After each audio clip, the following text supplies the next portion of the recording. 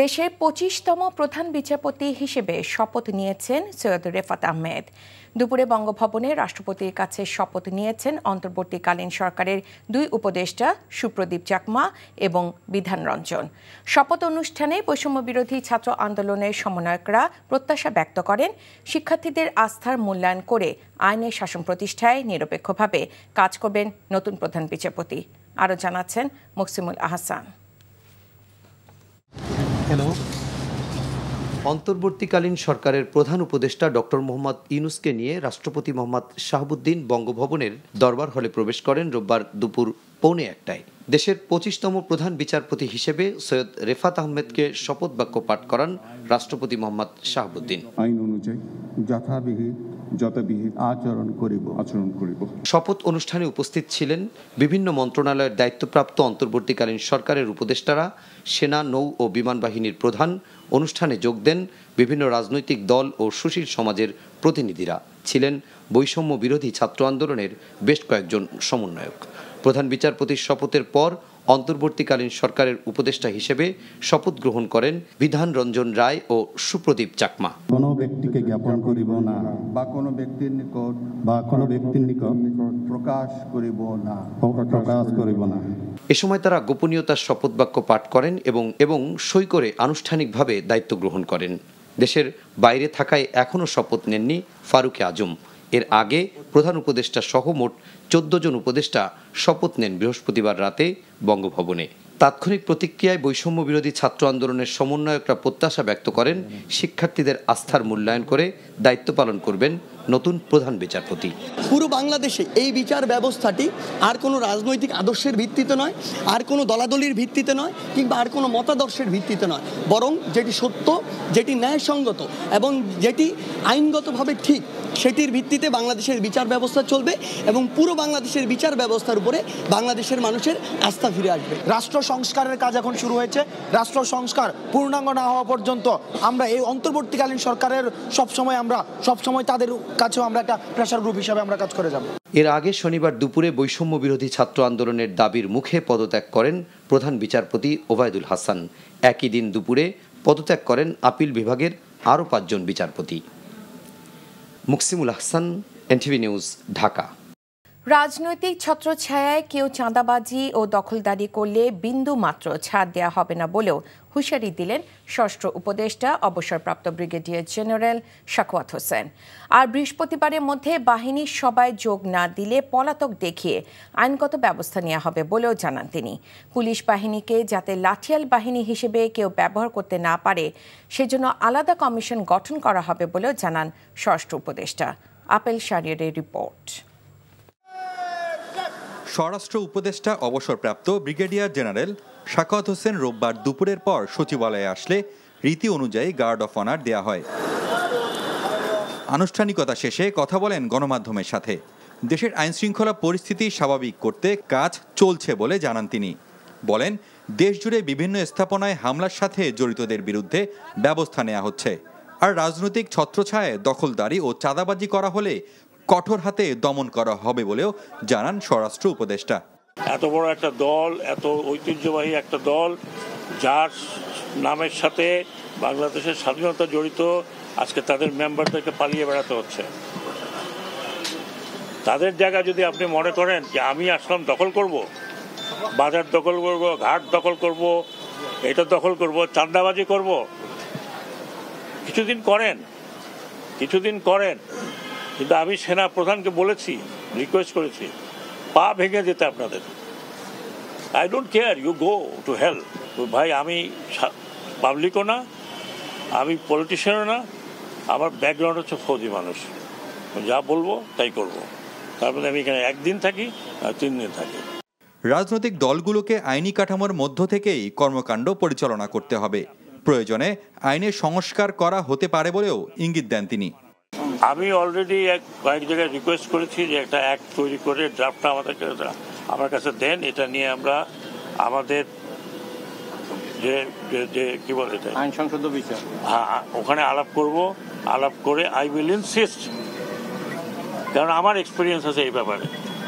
I will insist যে এটা করেন। আপনি পলিটিক্যাল পার্টি করবেন বাংলাদেশে, আপনাকে রেজিস্টার করতে হবে। আপনি পলিটিক্যাল পার্টি করবেন, ওই মধ্যে যা আছে আপনি স্টক মার্কেটে যখন যান তখন রেজিস্ট্রেশন করেন না, আপনি কোম্পানি যখন খোলেন তখন রেজিস্ট্রেশন করেন না। পলিটিক্যাল পার্টি আপনি ইচ্ছে হলে আপনি পলিটিক্যাল পার্টি করলেন আর চাঁদাবাজি শুরু করলেন, ইট উইল নট হ্যাপেন। এর আগে রাজারবাগ পুলিশ হাসপাতালে আহত পুলিশ সদস্যদের দেখতে যান তিনি। ছাত্র জনতার অভ্যুত্থানে ৪২ জন পুলিশ সদস্য মারা গেছেন। এ হাসপাতালে চিকিৎসা নিয়েছেন ৫০০রও বেশি সদস্য। পুলিশ বাহিনী যাতে রাজনৈতিকভাবে ব্যবহার না হয় তা নিশ্চিত করা হবে বলেও জানান তিনি। আমি অত্যন্ত পরিষ্কার ভাষায় বলছি, রাজনীতিবিদরা আমাকে পছন্দ করুন না করুন, আই কুডন্ট কেয়ার লেস। এখন রাজনীতি করা এদেশে অনেক ডিফিকাল্ট হবে। পুলিশকে আপনি আর পুলিশ লাঠিয়াল বাহিনীর মতো পরিচালিত করতে পারবেন না। I will insist police will be under police commission. রংপুরের শিক্ষার্থী আবু সাইদকে গুলি করে হত্যার ঘটনায় রংপুরের পুলিশ কমিশনার মোহাম্মদ মনিরুজ্জামানকে প্রত্যাহার করা হয়েছে। Apel Shahriar, NTV news, Dhaka. ৬৩৯টি থানার মধ্যে ৫৯৯টিতে ফের কার্যক্রম শুরু হয়। কিছু থানায় সেনাবাহিনী, নৌবাহিনী ও বিজিবির সহযোগিতায় কাজে যোগ দিয়েছেন পুলিশ সদস্যরা। এতে স্বস্তি ফিরে এসেছে সাধারণ মানুষের মাঝে। বিস্তারিত জীবন আহমেদের ডেস্ক রিপোর্টে। খুলনা মহানগরীর ৮ থানায় রোববার সকাল থেকে কাজে যোগ দেন পুলিশ সদস্যরা। বিভিন্ন থানা পরিদর্শন করেছেন নৌবাহিনীর খুলনা অঞ্চলের কমান্ডার রিয়ার অ্যাডমিরাল গোলাম সাদেক, পুলিশ কমিশনার মোহাম্মদ মোজাম্মেল হক সহ অন্যান্যরা। থানার কার্যক্রম তো চালু হয়েই গেছে, এখন যত দ্রুত সম্ভব আমরা জয়েন্ট পেট্রোল করব এবং একসাথে হ্রাস করব। যেসব অপরাধীরা অপরাধ করতেছে কাউকে রিহাই দেওয়া হবে। আমরা তাদেরকে আশ্বস্ত করলাম এবং আপনারা এখানে ওসি সাহেবের কথা শুনলেন, ওনারাও তাদেরকে আশ্বস্ত করছেন এবং ডিউটিতে সবাই তো এসছেন। আসার পরে তাদের যখনই তারা মানে সিনিয়র অফিসার কাউকে দেখেন, তারা তাদের দাবি দেওয়াগুলো উত্থাপন করার চেষ্টা করেন, এটা খুবই স্বাভাবিক। চট্টগ্রাম নগরীর 16টি থানার কার্যক্রম স্বাভাবিক হয়েছে। অনেকেই আসছেন সাধারণ ডায়েরি করতে, তবে পতেঙ্গা ও ইপিজেড থানা স্বাভাবিক হতে আরও কয়েকদিন সময় লাগবে বলে জানানো হয়। নারায়ণগঞ্জের 7টি থানার কার্যক্রম শুরু হয়েছে। থানাগুলোতে নিরাপত্তা নিশ্চিত করতে প্রতিটি থানায় সেনাবাহিনী ও আনসার সদস্য মোতায়েন রয়েছে। ময়মনসিংহ 13টি থানায় শুরু হয়েছে পুলিশি কার্যক্রম। সার্বিক সহযোগিতা করছে সেনাবাহিনী ও আনসার সদস্যরা। মৌলভীবাজারের 7 থানায় এবং দিনাজপুরের হাকিমপুর থানায় কাজ শুরু করেছেন পুলিশ সদস্যরা। টানা 6 দিন বন্ধ থাকার পর আশুলিয়া ও ধামরাই থানায় কার্যক্রম শুরু হয়েছে। সেনাবাহিনীর সহযোগিতায় আশুলিয়ায় থানায় যান ভারপ্রাপ্ত কর্মকর্তা AFM সায়েদ। আগামী দিনগুলোতে আমাদের ছাত্রছাত্রী ভাই বোনদের নিয়ে আইন শৃঙ্খলা পরিস্থিতি যতটা দ্রুত সম্ভব আমরা নিয়ন্ত্রণে নিয়ে আসবো। এছাড়া ফরিদপুর, নওগাঁ, মেহেরপুর, ব্রাহ্মণবাড়িয়া, কুমিল্লা, চাঁদপুর, মোংলা সহ বিভিন্ন থানায় সীমিত পরিসরে কাজে যোগ দিয়েছেন পুলিশ সদস্যরা। জীবন আহমেদ, এনটিভি নিউজ ডেস্ক। নারায়ণগঞ্জের আদমজী ইপিজেডে চাকরিতে বৈষম্যের অভিযোগ এনে বিক্ষোভ মিছিল ও সমাবেশ করেছে গার্মেন্টস শ্রমিকরা। রবিবার সকাল থেকে দুপুর পর্যন্ত শিমরাইল আদমজী চাষারা সড়কের আদমজী ইপিজেডের প্রধান গেটের সামনে আন্দোলন করে প্রায় 400 মতো চাকরি প্রত্যাশী গার্মেন্টস শ্রমিকরা। তাদের অভিযোগ, চাকরির ক্ষেত্রে ছেলেদের অবমূল্যায়ন করা হয় আর মেয়েদের চাকরি দেওয়া হয়। এই অভিযোগ দীর্ঘদিনে। এদিকে পরিস্থিতি নিয়ন্ত্রণে সেনাবাহিনীর সদস্যরা উপস্থিত হয়ে আন্দোলনকারীদের সাথে কথা বলে সরিয়ে দেন। কক্সবাজারে টেকনাফের হিল্লা সীমান্ত থেকে 29 কেজির বেশি স্বর্ণালংকার সহ পাচারকারী 2 রোহিঙ্গাকে আটক করেছে বিজিবি। উদ্ধার করা এসব স্বর্ণের আনুমানিক মূল্য 28 কোটি 75 লাখ টাকা। দুপুরে বিজিবি টেকনাফ 2 ব্যাটালিয়নের অধিনায়ক লেফটেন্যান্ট কর্নেল মোহাম্মদ মহিউদ্দিন আহমেদে জানান, গতরাতে উপজেলা হিল্লা ইউনিয়নের উত্তর ফুলের জেল এলাকায় বিজিবি অভিযান চালিয়ে এই স্বর্ণালংকার উদ্ধার করে। আটককৃতরা হল রোহিঙ্গা ক্যাম্পের ইহাইয়া খান এবং মিয়ানমারের রাখাইন রাজ্যের মংডু থানার আনোয়ার সাদেক। উদ্ধারকৃত স্বর্ণালংকার ও নগদ টাকা কক্সবাজার জেলা প্রশাসক কার্যালয়ের ট্রেজারি শাখায় মজুত রাখা হয়েছে। অভিযানে আটকদের বিরুদ্ধে সংশ্লিষ্ট আইনে টেকনাফ থানায় মামলা করা হয়েছে। গণমাধ্যম হিসেবে সত্য ও বস্তুনিষ্ঠ সংবাদ প্রচারের মাধ্যমে ছাত্র জনতার আন্দোলন ও গণ অভ্যুত্থানে অবদানের জন্য এনটিভিকে ধন্যবাদ ও কৃতজ্ঞতা জানিয়েছে মাস্তুল ফাউন্ডেশন। দুপুরে এনটিভি কার্যালয়ে এসে মাস্তুল ফাউন্ডেশনের স্বেচ্ছাসেবকরা এই কৃতজ্ঞতা জানান। এনটিভির ঊর্ধ্বতন কর্মকর্তা ও সিনিয়র সাংবাদিকদের উপস্থিতিতে এ সময় এনটিভির পরিচালক আশফাক উদ্দিন আহমেদের হাতে ফুলের শুভেচ্ছা তুলে দেন তারা।